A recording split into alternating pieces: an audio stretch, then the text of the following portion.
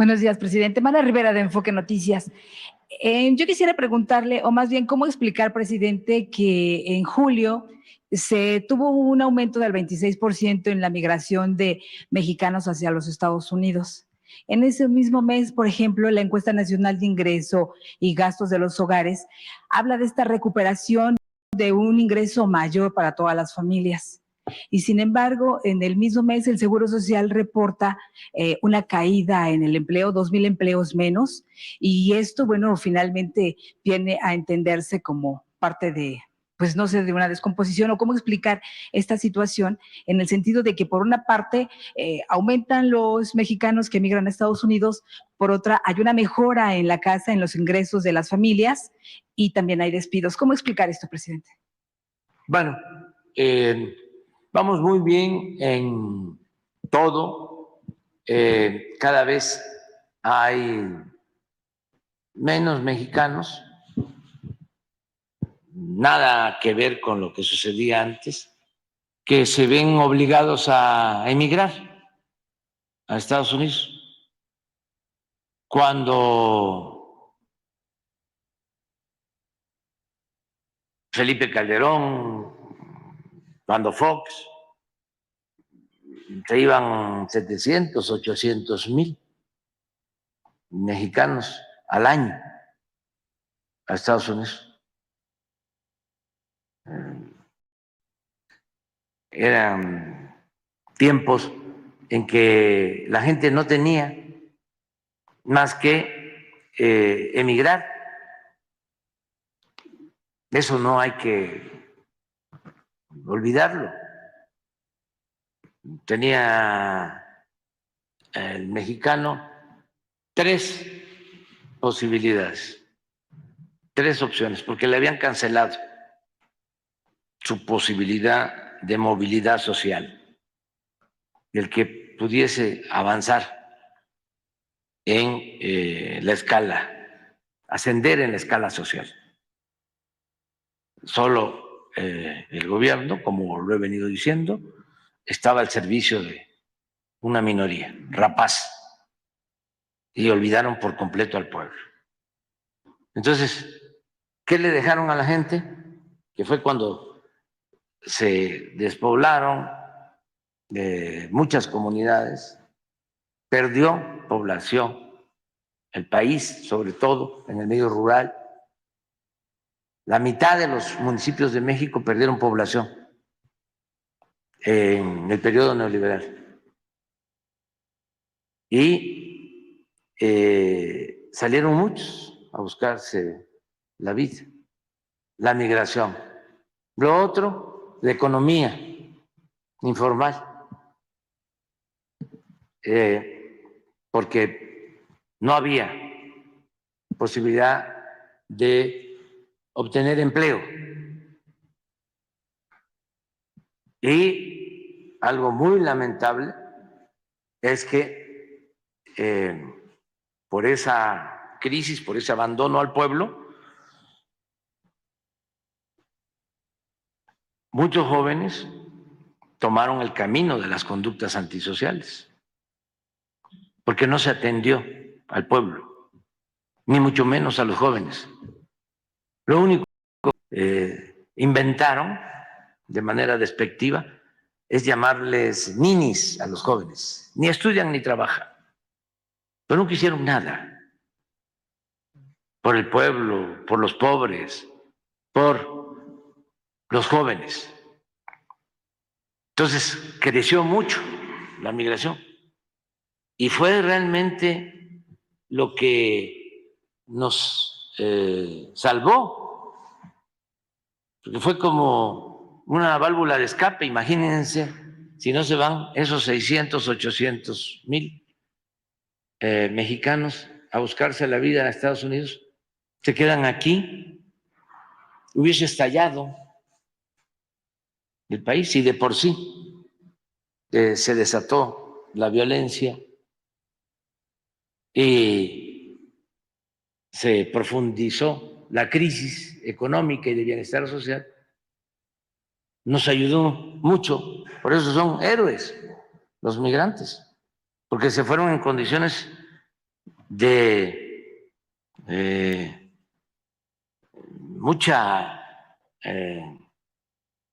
injusticia, desamparo. Y ahora hasta ayudan a sus familiares, enviando apoyos, remesas, que son el principal ingreso del país, la principal fuente de ingresos que tiene México. Bueno, eso ya no sucede. Eso es lo que quisieran que sucediera, ¿no? Que siguiera sucediendo. Nuestros adversarios, los dueños de tu medio, por ejemplo, ¿de qué periódico eres tú o de qué radio? De Núcleo Radiomil, NR. Eso es. ¿No? Sí, sí. Eso es lo que ellos quisieran. Pero no. ¿Pero por qué aumentó 26%? Porque, y se rompe la racha de creación de empleos? ¿Por qué no ponemos la información? Aquí se dio a conocer. Irregular, no los mexicanos. Ajá, irregular. Sí. Pero al final hay un aumento. Pero no de los mexicanos.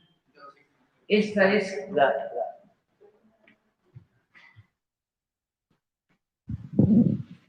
esta roja somos los mexicanos. Esta verde es el total. Y esta línea amarilla es la de migrantes de otros países. Este es el comportamiento. En los últimos tiempos ha habido una baja. A lo que te refieres, a lo mejor, es a esto. Pero eso no es significativo. Desde luego, no queremos que se vayan los mexicanos. Ahora también te voy a aclarar algo para ser más precisos y específicos. Ahora hay muchos mexicanos que están saliendo, que son obreros calificados, porque están reclutando trabajadores, porque hace falta fuerza de trabajo, mano de obra en Estados Unidos. En México ya no es fácil conseguir fierreros, soldadores. México es de los países del mundo con menos desempleo. Y las empresas que se dedican a la construcción los forman y se están yendo muchos trabajadores. Es otra situación. Y también es algo excepcional el que esté disminuyendo la pobreza y sobre todo la desigualdad, que era monstruosa, sobre todo en el periodo neoliberal y en especial durante el gobierno de Salinas de Gortari. Cuando más bienes entregaron a particulares, a los allegados de Salinas, cuando saquearon al país, todo lo que obtuvieron, porque si ustedes ven la justificación de la llamada política de desincorporación, así le llamaban, desincorporación de bienes del Estado. Es el eufemismo de lo que en realidad fue la privatización. Decían que todo lo que se iba a recuperar por la venta de empresas, de bancos, todo se iba a utilizar para el desarrollo. Bueno, eso no sucedió. En el tiempo de Salinas, todo ese dinero se acumuló en unas cuantas manos. Y es cuando más ha habido desigualdad económica y social en nuestro país. Entonces ahora yo estoy muy contento porque a pesar de la pandemia, aplicando desde luego una fórmula completamente distinta, opuesta, porque antes nada más atendían a los de arriba, y había también otro sofisma, otra mentira que utilizaron. Así como si aumentaban los impuestos iba a haber inflación, así como el problema fiscal era de que no pagaban impuestos los de la economía informal, así también existía el sofisma de que si llovía fuerte arriba, goteaba abajo. Si le daban a los de arriba, salpicaba abajo. Algo le llegaba a los de abajo, como si la riqueza fuese contagiosa. Por eso no querían que el Estado cumpliera con su responsabilidad social y que todo quedara en manos del mercado. Querían al Estado nada más para rescatarlos, como sucedió con el FOBAPROA. Entonces, con una nueva fórmula que es ayudar a los de abajo, a los de la base de la pirámide, que eso fue definitivo y ha demostrado su eficacia, es algo nuevo que ya se ha venido dando a conocer y lo vamos a patentar. Se llama humanismo mexicano. Esta nueva política, esta economía moral, social. Bueno, gracias a eso, de ya no dar a los de arriba únicamente, sino darle a los de abajo para reactivar la economía, para fortalecer el mercado interno, para que los de abajo tuviesen capacidad de compra y al mismo tiempo se beneficiara la industria y se beneficie el comercio. Gracias a eso, a pesar de la pandemia, repito, se redujo el número de pobres en el tiempo que llevamos y se redujo considerablemente la desigualdad. Esto no lo van a aceptar nunca nuestros adversarios, porque ellos tienen un propósito: robar. Para que nos entendamos, ¿no? Y antes, el ratero, ese es otro gran sofisma. El ratero era el que se robaba una bolsa en el mercado, el que se robaba una gallina, un pavo, que se robaba la ropa que ponían a secar en el patio, el que se robaba un cilindro de gas. Ese era el ratero. Y los grandes ladrones no perdían ni siquiera su respetabilidad, que como decía un maestro, ese es el peor de los males. ¿Sí? El ratero era el ladrón de la calle. Y el que hacía un negocio, entre comillas, a partir del influyentismo, y se robaba miles de millones de pesos, o le condonaban 10,000 millones de pesos de impuestos, ese no era ratero, ese no era traficante de influencia, Ese era hombre de negocio.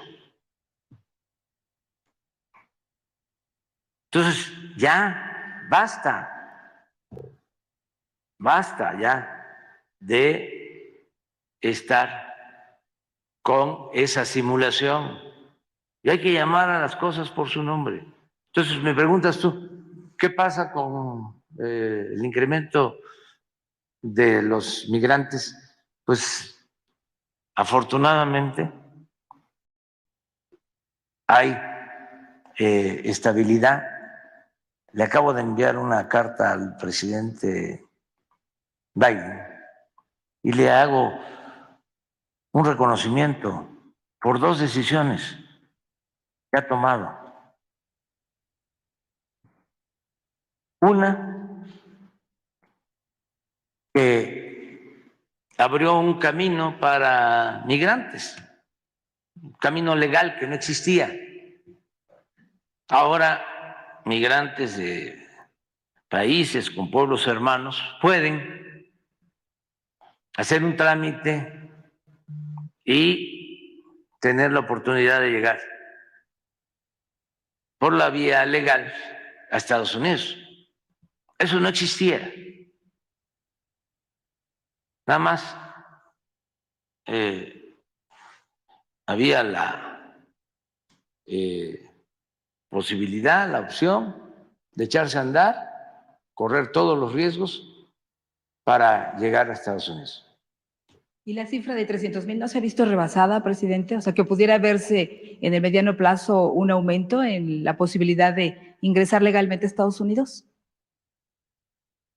Sí, sí puede darse, porque no es nada más esta acción, que es muy buena, es el único presidente de Estados Unidos en los últimos tiempos que llevó a cabo esta medida y se lo reconozco en la carta. Y también lo otro que es muy importante,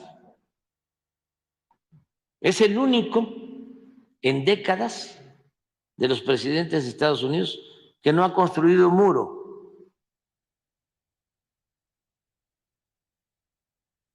Y mucho menos ha actuado como el gobernador de Texas, que ha puesto boyas y alambres de púa en el río Bravo. Una actitud completamente inhumana y además violatoria de nuestra soberanía. Entonces, ahí vamos, entendiéndonos con el gobierno de Estados Unidos y procurando ayudar en el tema migratorio y en otros asuntos. También persuadiéndolos de que no solo basta con esto, de que haya un camino abierto, legal, para llegar a Estados Unidos. Hace falta un plan para combatir la pobreza en América, en países muy pobres, porque la migración no es por gusto, es por necesidad. Entonces, los países que tienen más posibilidades económicas tienen la obligación moral de ayudar a los países pobres. Y esto, al mismo tiempo, permite ordenar el flujo migratorio, que no desborde, por lo que preguntabas. Hay que atender las causas, que la gente pueda trabajar y ser feliz donde nació, donde están sus familiares, sus costumbres. Y esto se puede lograr si hay inversión, si hay oportunidades de trabajo en los pueblos de América Latina, del Caribe y del mundo. Y también que todos ayuden, las grandes potencias. Fue lo que planteé en mi visita a la ONU, que se crea un fondo para combatir la pobreza en el mundo, para combatir la desigualdad en el mundo. A eso se debería de dedicar la ONU. Eso es lo más importante. No es posible que no se haga nada cuando hay 1.000 millones de seres humanos que viven con menos de $1 diario.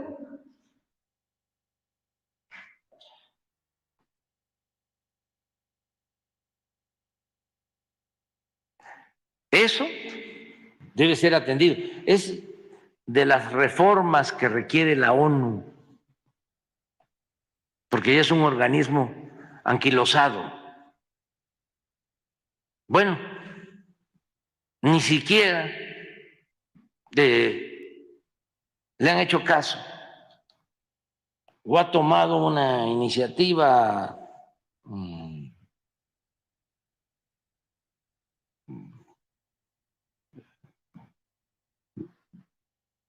vigorosa, clara, contundente, para conseguir la paz en la guerra de Rusia y Ucrania. No hacen nada. Y ahí siguen sacrificando a los pueblos y enviando armas. Miles de millones de dólares en armas, solo para beneficio de la industria bélica, con el sufrimiento de la gente que pierde la vida en la guerra, los desplazados y todos los efectos que tiene la guerra, que siempre las guerras son irracionales. Entonces, se requiere pues una política nueva de atender las causas que originan los problemas, la pobreza, la desigualdad, la discriminación, la corrupción, el clasismo, el racismo, el control